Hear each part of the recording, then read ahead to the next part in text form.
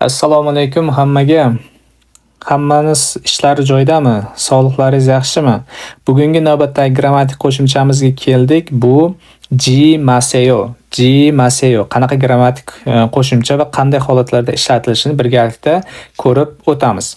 Jimaseo koreys tilida buyruqni inkor shakli, ya'ni nimanidir man qilishda ishlatiladi. Bu biror ishni qilmaslikni muloyim shaklda so'rash yoki ogohlantirish uchun ishlatilar ekan.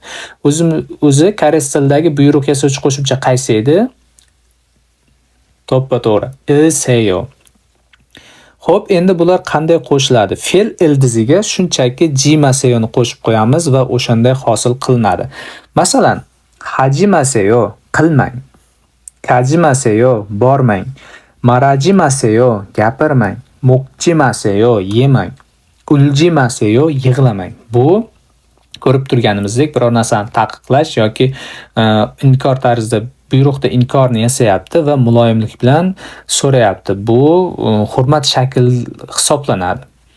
Xo'p, gaplarga e'tibor beramiz. Nitjimaseo kechikmang. Seregiril porijimaseo chiqindilarni tashlamang. Nomu kokchongajimaseo juda ko'p xavotirlanmang, xavotir olmang. Hyodeponil sayonhaji maseo telefonni ishlatmang. Uljimaseo yig'lamang.